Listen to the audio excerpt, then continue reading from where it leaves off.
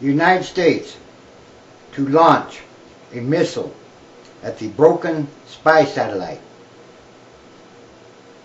The plan is to fire missiles from a U.S. Navy cruiser before it hits Earth.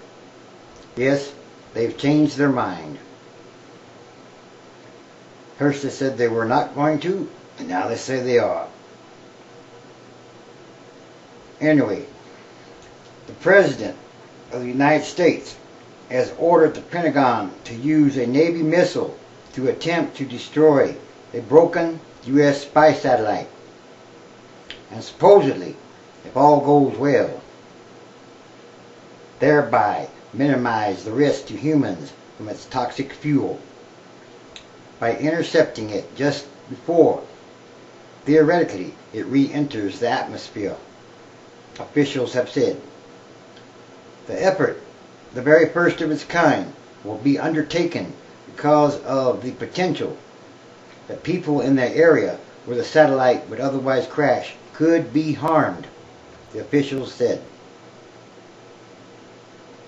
Deputy National Security Advisor James Jeffrey, briefing reporters at the Pentagon, did not say when the attempted intercept would be conducted.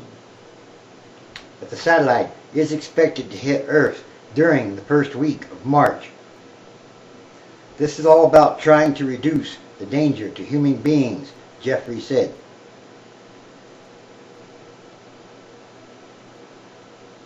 The window of opportunity for such a shoot-down, presumably to be launched from a Navy ship, will open in the next 3 or 4 days and last for 7 or 8 days. An exact date has not been determined. This will be an unprecedented effort, but there is no indication of what are the odds of success to be. This is the first time we've used a tactical missile to engage a spacecraft. General James Cartwright, Vice Chairman of the Joint Chiefs of Staff, said.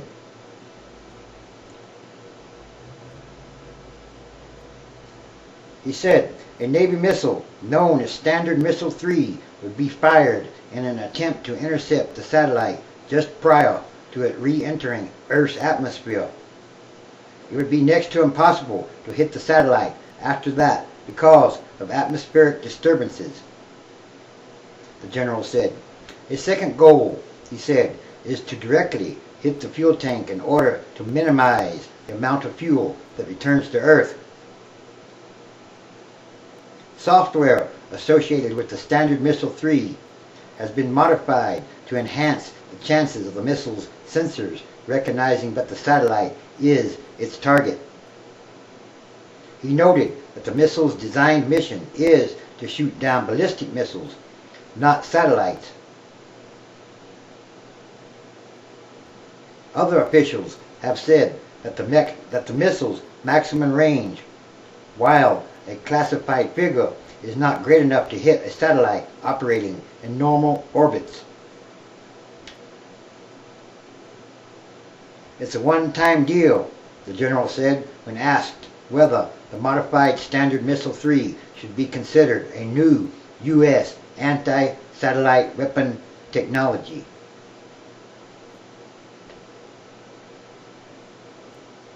The general also said that if an initial shoot-down attempt fails, a decision will be made whether to take a second shot.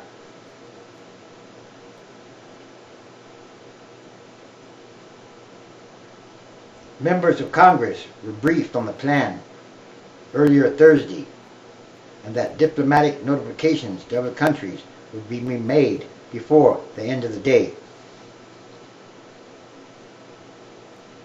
Shooting down a satellite is particularly sensitive because of the controversy surrounding China's anti-satellite test last year when Beijing shot down one of its defunct weather satellites, drawing immediate criticism from the U.S. and other countries. A key concern at that time was the debris created by Chinese satellites' destruction. That will also be a focus or issue now as the U.S.A. determines exactly when and under what circumstances to shoot down its errant satellite. Theoretically, supposedly, the military will have to choose a time and a location to avoid the greatest danger to any degree to other satellites in the sky. Also, there is the possibility that large pieces could remain and either stay in orbit where they could collide with other satellites or possibly fall to Earth.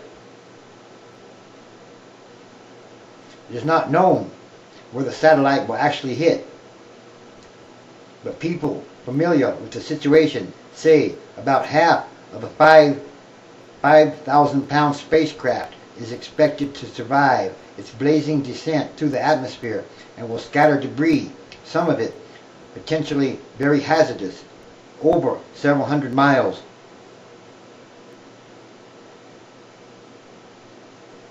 The satellite contains toxic rocket fuel, hydrazine, which can cause harm to anyone it comes in contact with.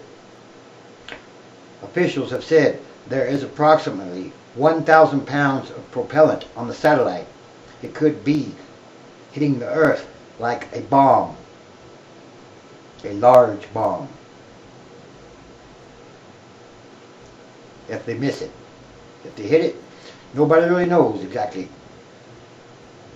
Anyway, the decision has been made to shoot it out of the sky.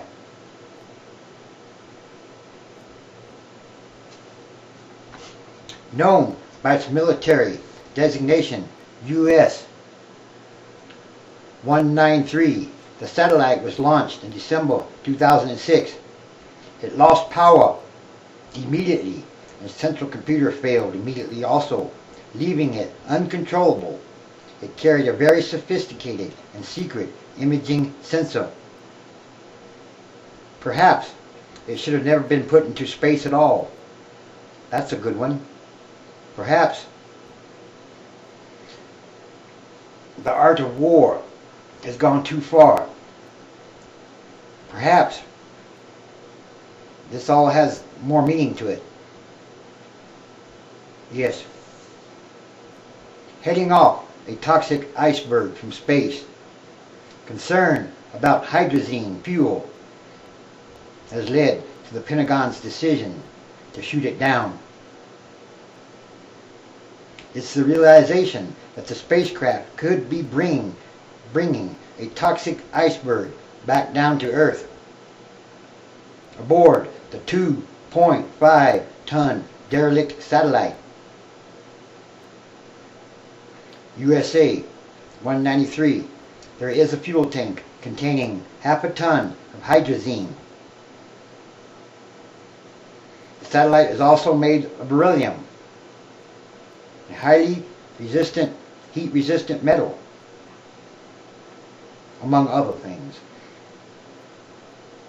Hydrazine is a nasty chemical that could poison the area where it is released.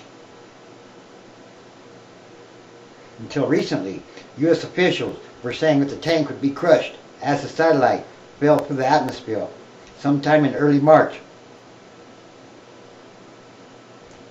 But that's not the case.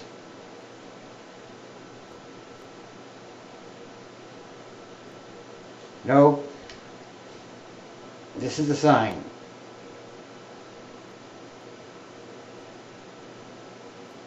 A very real sign. It's connected to other things.